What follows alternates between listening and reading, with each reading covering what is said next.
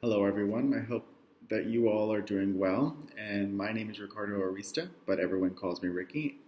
And I'll be going over essential chapter one of Essential Linguistics: What Teachers Need to Know. So the very first thing that is brought up in the book or the chapter is the idea of pedagogical language knowledge goals. We need to be properly informing and engaging our students. The goal is to give of this book is to give teachers the knowledge that they need to make informed decisions as they help ELL students and English fluent students. As teachers, we should be giving students the opportunities for language and literacy development through content. So first, let's go ahead and look over the idea of pedagogical content knowledge versus pedagogical language knowledge.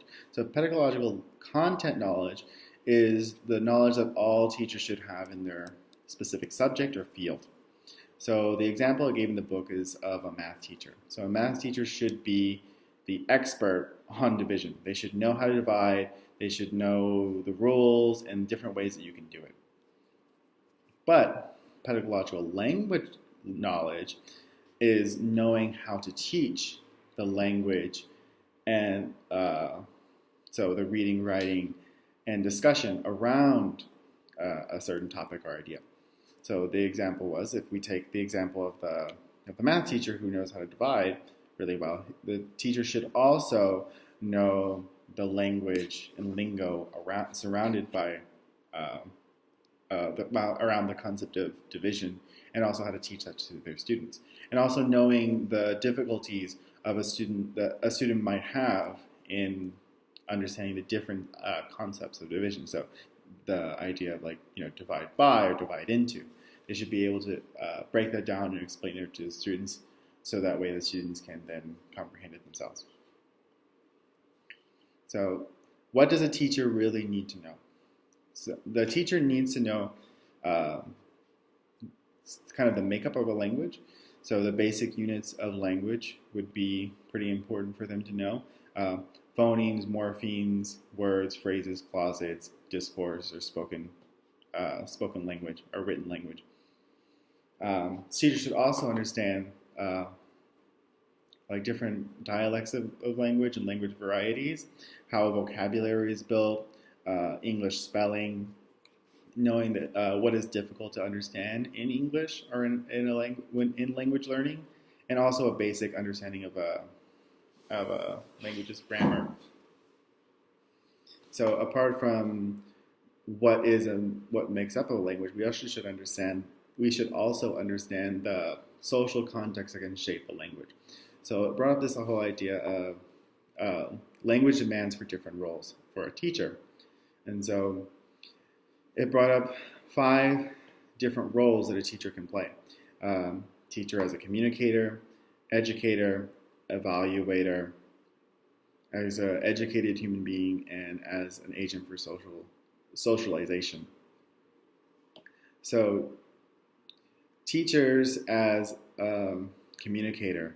Teachers need to understand their students, and this requires a knowing different ways to communicate with different students, and also getting your message across, and also understanding that communication is a two-way street and not a one-way road.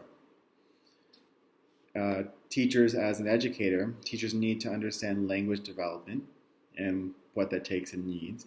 So this allows teachers to know the difference between a cognitive problem and a second language learning problem. So teachers need to teach students to read and write in different content areas. So teacher as an evaluator, teachers must understand the different ways students from different social, cultural, and linguistic and economic backgrounds use language. So the example I kind of gave in the book, not really, I think was that if you have a student who is from a middle class background, they're probably going to interact with language a little differently than if they were from a lower income background. And that can go far more deeper. It can bring up this whole idea of intersectionality of how different people from linguistic, economic, and cultural backgrounds will use English, or not just English in a monolingual sense, but also like second language. So especially if they're in a second language community, or not second language, a dual language community, kind of like in the Rio Grande Valley. People in the Rio Grande Valley interact with language a little bit differently than they do in the rest of Texas, for instance. So, teachers as an educated human being. So, as an educated person, linguistics should be a part of their general knowledge.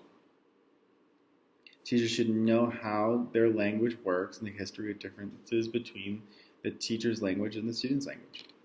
So, I know that for me is a little something that I've had to work on as a teacher, because I work with students who speak Korean as their first language, and so I've had to really take it upon myself to learn some basic grammatical concepts of Korean and vocabulary, so that way I could help my students to the best of my ability. So, teachers as an agent of socialization. Teachers helps us to socialize children into a new culture. Teachers need to understand the children's home culture and language in order to help them accommodate to a school culture. And also, it is possible to accommodate the new culture without losing their home culture. So, the next idea that the book brings up are the 3 aspects of language development, and they are learning language, learning through language, and learning about language. So, learning language. Teachers are responsible to help all their students develop their language abilities. Teaching in any subject involves teaching language. Students must learn vocabulary and organize structures common to their content area. Learning through language. We learn through language, the use of language. We are constantly bombarded with language in and out of the classroom. So written language such as books, posters, billboards, magazines, whiteboards. Spoken language such as speech between peers, between teachers and students, overhearing conversations from peers and of your peers, and also hearing the conversation between a teacher and another student. So language is seemingly escapable. We're constantly surrounded by it in different ways. And the next, learning about language. Students learn about the language that they came with to school may not be valued in that setting. Sorry. That comes with a bit of an asterisk. It goes back to the idea of teacher as an elevator. So students who speak a standard dialect of English in the United States may not experience that. But a student who is an English language learner, they might encounter some discrimination when it comes to their language use and the way that with their own language, and also the way that they use the second language, especially in schools that have an English-only policy. So their home language and their first language is actually stigmatized and is devalued in that situation. Also, if you have a student who speaks a non-standard variety of English, such as Ebonics or African American vernacular, which is oftentimes looked down upon as negative in a lot of different negative ways, like it's grammatically incorrect, it's lazy, it's broken English, or it's dumbed down English, or it's defective in some way, which I don't necessarily agree with that. I think people who are far more read and knowledgeable in linguistics than I would probably agree that African American vernacular is just as complex and just as intricate as any other variety of English, and has grammatical concepts. In some ways, it's more complicated because it has grammatical concepts that we just don't have in a standard vernacular. So students should also, learning about language, the students learn about language rules, more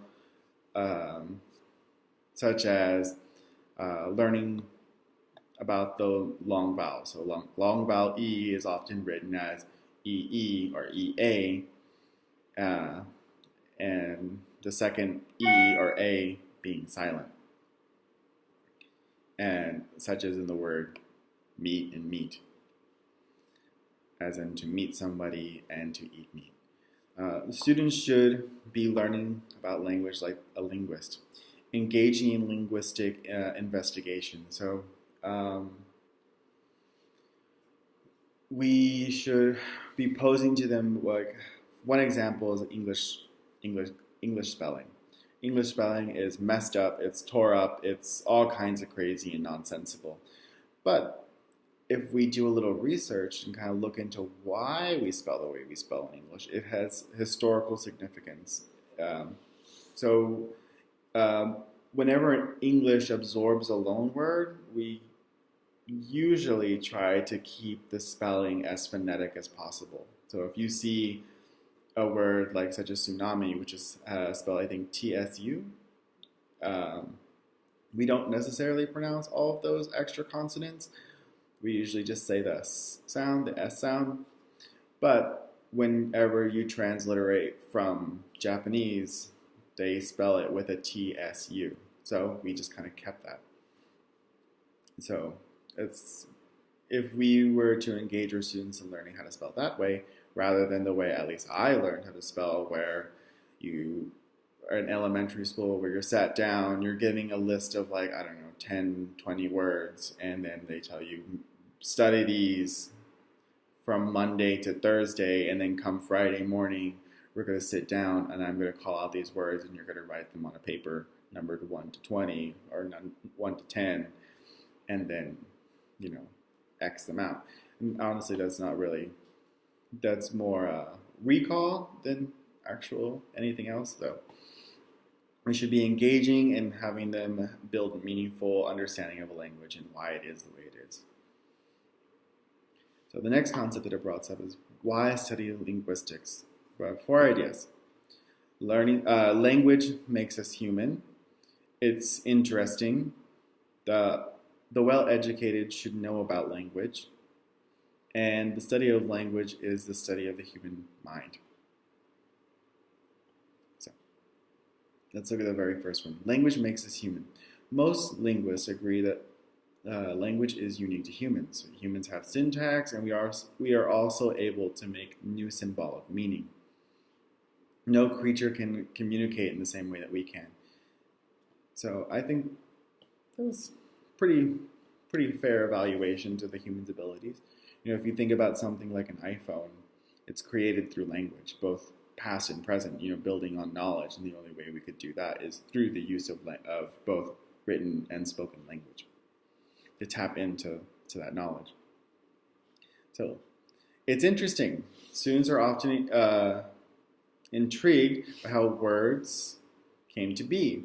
In contrast, most students only experience language learning through worksheets. Teachers who study linguistics can awaken a student's interest in language and engage them in linguistic investigation. The well-educated should know about language. Language should be introduced early in school. Approaches to language study should be scientific.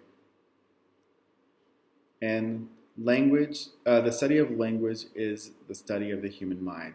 Scientists can't examine the workings of the mind directly. We can study the unique product of the human mind, which is language. So we're not necessarily able to open up the human brain and figure out exactly what's going on, other than the fact that there's some electrical impulses in salt water going on in here. But we're able to see exactly what goes on with the use of language. So we're able to find out our thoughts, feelings, emotions, our perception of the world around us through our language use. So the next section of the chapter was approaches to the study of language. So teachers are responsible to help all of their students develop their language abilities, and this is done through language structure, language as a mental faculty, and language as a functional resource. So let's go ahead and look at the first one, and then also its implications. So language as a structure. This line of study has led to the great understanding of the parts of speech and how the parts are combined into different languages. The parts of speech are, noun, verbs, adverbs, adjectives, pronouns, conjunctions, and prepositions. Now, there's a caveat to that. Not all languages have this part of speech. I know this a little bit well because I teach the Korean language speakers, and in Korean there are no articles. There are, but there aren't. So I think that there are some historical concept or usage of articles in the Korean language, but modern Korean does not use articles. They're virtually non-existent. So unless you were to basically speak super, super old school, which would be like us speaking in like Chaucer version of English, like Middle English, you wouldn't use articles. Also, they have a different part of speech that we don't have. It's a bit of a trade-off. They have this part of speech that kind of functions as an adjective. Well, it would function as an adjective in English, but in Korean it's a whole different thing. So that's pretty interesting. Languages also have different word order. So you have word orders such as subject, verb, object, object, verb, subject, subject, object, verb. English, we use, for the most part, subject, verb, object. Whereas my students, they use subject, object, verb. Which that is so crazy confusing if you think about it, having to learn a language that has not only different, vocabulary and different grammar, and also like lacks articles, and on top of that, they use a completely different word or order. It's nuts. Which I always praise my students every single day for the fact that they learn how to speak English, and they learn it as well as they do, because they're learning a language that's so alien.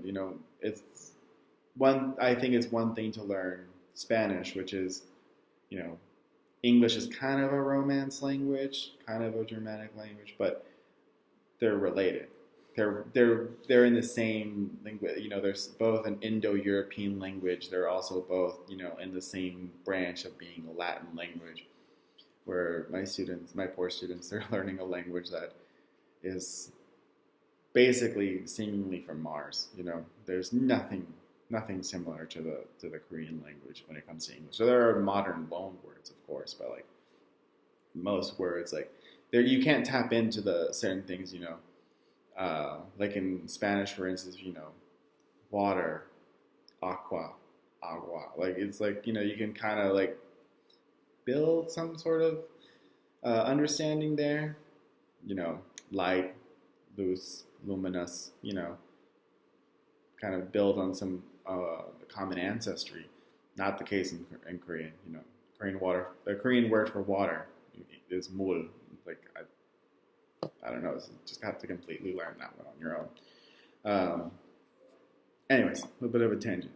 So implications for teachers as a second language and teaching literacy.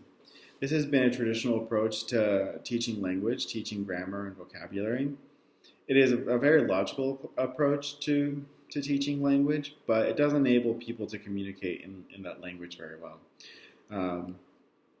Just because you know the grammar of a language doesn't necessarily mean you speak a language. Same goes for vocabulary.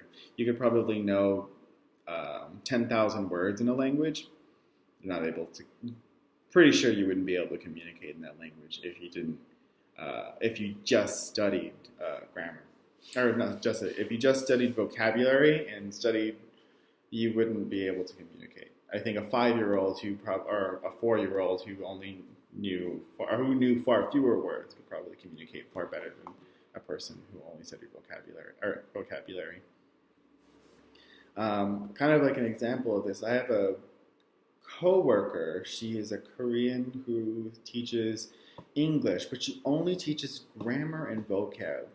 And she teaches grammar and vocab kind of like in a scientific, mathematical way. I've never seen grammar taught like this until I came to Korea. It's really interesting. If you ever get a chance, kind of look up how the Japanese and Korean school system teach grammar, English grammar specifically. Yeah, she's crazy knowledgeable about the different rules of English, but she's kind of more like a Jeopardy knowledge. Like she's able to like multiple choice. I think she would blow anybody out of the water. But funny thing is, she can't talk. She can't speak in English. Any little thing she will tell a coworker to tell me, or anytime that she has to tell me something, it just is a blanket of dread comes upon her because she struggles to build that sentence and to communicate effectively what she wants. It's usually just me guessing. Like, okay, I'll make the copy. Like, she's holding something and she's like this, and she's like 12, just like kind of dead-eye looking at me. I just have to assume, okay, I think she wants me to make 12 copies.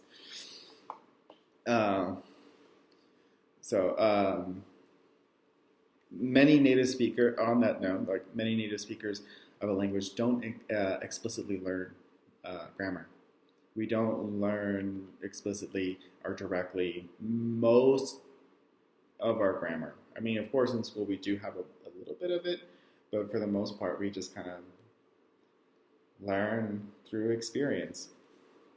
It's kind of like riding a car, or not riding a car, riding a bike or driving a car. We don't necessarily. There are some, especially definitely when you're driving a car, you do learn some rules, but for the most part, you just do it. And that's part of why whenever you get a driver's license, at least in the U.S., you need to have driving experience in order to get that license. You can study all day long about the theoretical concepts of what it means to drive, study the mechanics of it, study like when you're supposed to shift gears, when you're supposed to brake, the speed that you're supposed to go in, like the amount of pressure that you need to put on there. You can know as a theoretical concept how much pressure that you need to apply to either the brake or the accelerator. Doesn't mean you know how to drive. I think most people would feel the same as me. Is I would not want to get in the car with somebody who is going to drive me from New York to LA and they have never, or let alone New York to LA, like from my house to like a mile down the road or 2 miles down the road to the grocery store. I probably wouldn't get in the car with them if they have never driven before. It would not make me feel better if they told me, it's okay, I studied a lot and I got an A on the theoretical concept of driving. It's no go. It's a no go for me. Not going to get in that car. So just because you study something doesn't necessarily, or just because you really, really study the theory of something doesn't necessarily, specifically language, that something being language doesn't necessarily mean that you know the language. So, we often use this method to teach reading and writing, and sadly this results in a lot of our students not comprehending what they have read or what they're learning about. Kind of goes in one ear and out the other ear. So the next concept, or the next approach to the study of language that we have is language as a mental faculty. So this approach comes from the works of Chomsky and his followers. So Chomsky argues that people's first language is acquired naturally because the human brain is wired for it. We have a language acquisition device, aka the human brain. This allows for us to develop internal grammar, phonology, morphology, syntax, and pragmatics. So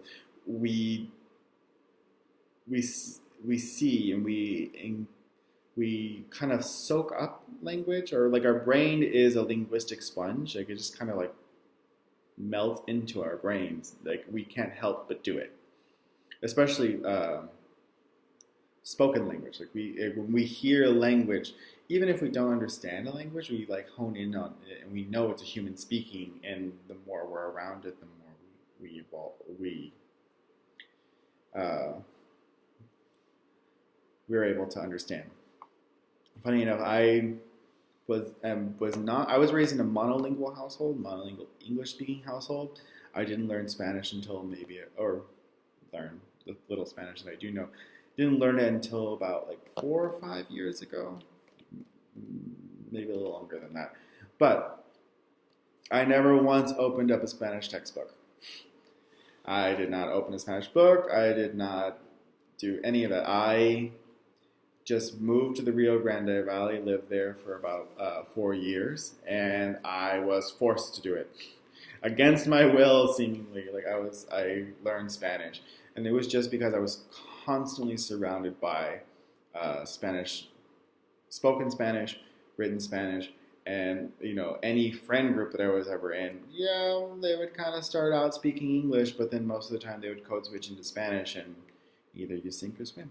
So a bit of a, but I don't know any rules. Like I can't tell you why I'm supposed to use, the la versus the L or any of those things. Like I have no idea. That's just the way I learned it. And of course, I still kind of don't do it completely correctly because I'm still learning. But it was more of an implicit learning versus explicit. Versus my coworker, she had more of an explicit learning of English.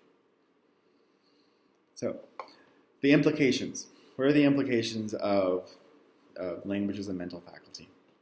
If Chomsky is correct, then we should tap into the natural ability we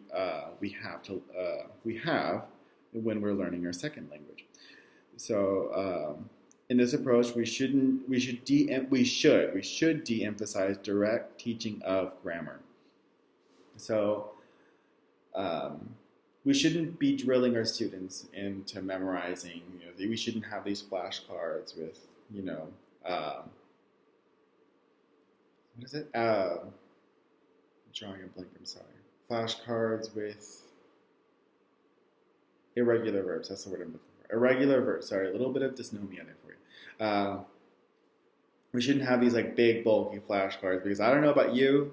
I'm pretty sure that my parents didn't do this. My parents did not sit me down, at the kitchen table when I was like half a year old or 6 months old and just have like a bulk of like irregular verbs that they were flashing in front of me and expecting me to memorize these irregular verbs. My dad didn't have a whiteboard behind him writing down like, remember that whenever you use in versus on and on versus at, no, none of that. It was just speaking. We need to be speaking in front of our students. We need to expose our students to language in every way, shape, and form possible, and their brains will naturally soak it up. And we can do this through content, so through subjects and content. So we shouldn't be explicitly teaching language. We should be teaching language through the use of subject and content knowledge that they should be learning about. So if we're going to be teaching about volcanoes and learning about how are the water cycle, we should be using that as our opportunity to teach language rather than explicitly telling them the rules of language. With the input, we can develop students' language acquisition device, the brain, to the rules needed to produce and understand a new language. So, language as a functional resource. It is more of a social approach. It was kind of mainly proposed by Holiday and others. They focus on kind of two things. So they want to answer two things. How does language function to achieve a purpose? And how do we use language to comprehend ideas? So we develop language as a result of engaging in social interactions. And Holiday identifies these aspects of language that shape language interactions into three things. We have the function, the tenor, and the mode. So first let's look at the mode. First, let's look at the field.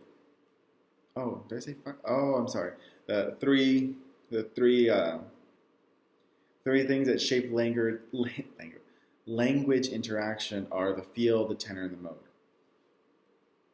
So first, the field is the ideas that are expressed in a conversation or a paper. So this is kind of like the topic, the main idea. What are we talking about? What are we discussing? What are we writing about?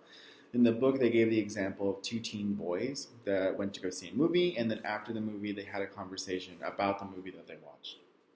So the tenor is a relationship between the speaker and the listener, or the reader and the writer, respectively. So again, in the example, they gave the example of the two teen boys.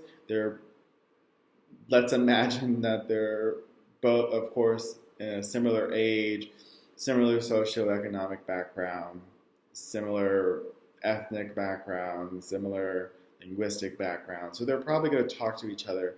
They're going to shape their language based on that. If we instead take out one of the teen boys and one teen boy was telling the movie about to his mother and what they saw, he probably would shape, he would shape his language based around who's listening. So he'd probably use less colorful language. He would probably use a more standard variety of English rather than more slang or dialectical speak. And then the mode. The mode is the way that we shape our language. This is the way a speaker or writer shapes their message to make it more cohesive and coherent. So it's the tenor. They all interact with each other. So like the tenor shapes the mode, and then the field shapes the mode. So it's kind of the three interlock. So what are the implications of teaching a second language and literacy? As a teacher, we are trying to build a student's resource so they can make choices about the language that fits the expected context. Students read and write for a real purpose, not like our wonderful STAR test where a student just, reads some random article and then answers A, B, or C based on that random article. Once they walk away from it, they'll never, ever have to think about that. Or hopefully they won't have to think about that test ever again. No real application, no real meaning to it. The implication of this model is often referred to as the curriculum cycle. It is a cycle that consists of 4 stages. So the 4 stages are,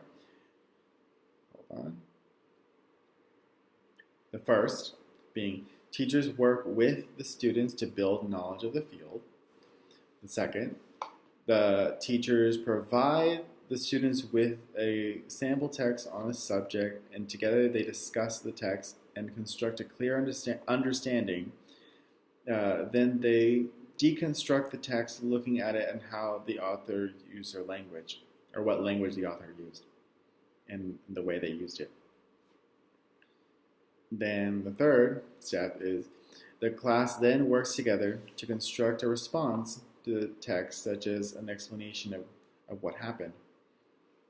And then lastly, the students work together on their own to produce a text on the same topic or a very similar topic.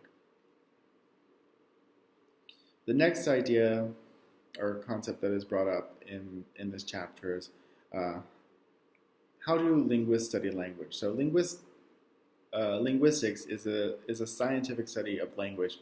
So a linguist will study language in the same way that other scientists study their field.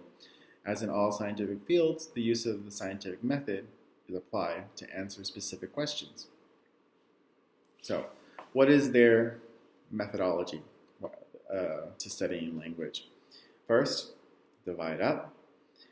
describe differences in units of speech, grouping and defining groups, and then finally find dependencies. So dividing up. A linguist must divide up a stream into discrete units that occur in sequential order. One might do this by trying to find a pattern. So once they find a pattern in speech, they're able to divide it up. So once they've divided up, they find the functionality of the word. So dividing up would be like kind of finding the words. And once you found the words, then you define what those words would do. So for instance, you would classify all of the, like in a stream. So if you take my speech and my recording, and then you were to write it down, you would write down individually per word. That would be finding the unit, the discrete unit. And then once you wrote down the discrete unit, then you would classify each one. Like, what was the function of the word? What is the function of the word word? For instance, word's a noun, right? So then you would classify that as a noun. And you would go on and on and on and on and on to classify what the function of each discrete unit was. Then once you've clustered them together, or not clustered them, once you've defined the function of each unit, then you would cluster words together that have a similar meaning, that convey an idea. And then once you did that, then you can, then you would move on to the final step, which would be finding the dependency. So what words are dependent on other words? So for instance, they gave the example as, does your husband cook well? And so the word does is dependent. What is it dependent on? It's dependent on the word husband, which is, if husband is singular, it would be, does your husband cook well? But if it was plural, like, do your husbands cook well? So the do, in that sense, that auxiliary verb, is dependent on husbands, or husband, respectively. Then the very last idea is, how do linguists, how do schools teach students about language? So in K through 12, it is not approached in a scientific way most of the time. It is prescriptive rather than descriptive. And students are often simply told what to do and what not to do, and that is drilled into them. So we're teaching students the same way that we teach a dog to roll over. We're teaching language oftentimes in the same way. The same way to teach a dog to roll over. It's just more of classical conditioning rather than the real meaningful learning. We're in the 21st century. Our education should be using 21st century methods, not necessarily 19th century methods. So, how should we be doing it? We should have a descriptive approach to teaching language, and students should experiment with their use of language. I really thought one quote was interesting in this section of the chapter. Is like, great writers often break rules, which very true. One of my personal favorite books is the book Push, and maybe you've heard of it. It's the book was turned into a movie a while back called Precious. Yeah, Precious. I think that's what it was called. Called Precious, about a young African American girl who learns how to read and write late in life, and goes through a lot of pain and suffering. Pretty rough book. Pretty rough movie, even rougher book. bit of an emotional roller coaster. But interestingly, that book is written in uh, not only in African American vernacular Ebonics, but it's written phonetically. So it's written exactly the way the the author, not really the author, but the character would speak. So it's uses improper grammar and also improper spelling. But if you read it phonetically, it's exactly how she would sound and how she would speak. Also, there are completely misspelled words, kind of like off the wall spelling that if someone who is barely learning how to read and write probably would spell. Also, if you think about visual art, actual artists, great writers often break rules, so do great artists. So if we look at think of the example of iconoclasm or iconoclastic work, which is usually it usually refers to an icon like this, like a logo or something, but more specifically, it is Catholic or Greek Orthodox or Orthodox Christian artwork. Those pictures that you see like on the prayer candles or in a church, cathedral. They all have a meaning. Very, very explicit, meaningful work. Everything in an icon is there for a reason. You don't put a star on Mary's robe just because you want to put a star. You put a star on there to convey a very specific message, and you do it in a very specific way because it's kind of like conveying a message visually versus through writing. And there's also very specific ways that you can draw a certain saint doing certain things, holding certain objects in certain lighting, so on and so forth. There's all these rules in order to create an icon, and you can't deviate from them. You can't deviate from them much, because then if you deviate from them, then it's lost its meaning, and you just created something that's not an icon. It's something else. It can't be classified as iconoclastic. In contrast to that, you have people like Van Gogh, who didn't strive for realism. He strived for impressionism. He wanted to give you the idea of what an image may be. Just enough there to let you know what was going on, but not enough detail to know exactly what was going on, or what exactly is going on. If you think about Pablo Picasso, he's really, really well known and pretty famous artist, and not so much known for his realism. He was actually pretty good at drawing realistically. He was a really good realist painter and artist, but definitely not known for his realism. He's definitely known for his cubism, his blue period, his abstract artwork. But I think a great example of this of something that he did that showed rule breaking was the drawings or sketches of a bull, where it was kind of done in panels, where one panel or one section was a bull, and it was a bull that was really well illustrated, very cartoonish, but also pretty realistic as to what a bull looks like. And then the next panel or next sketch was the bull with less shading, and then the next one was the bull with even less shading and maybe some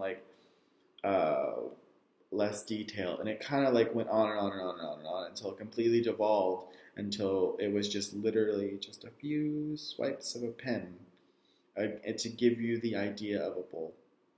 And so it kind of shows you that you can deconstruct language, you can deconstruct art, and you can play with art, and you can still get your meaning across.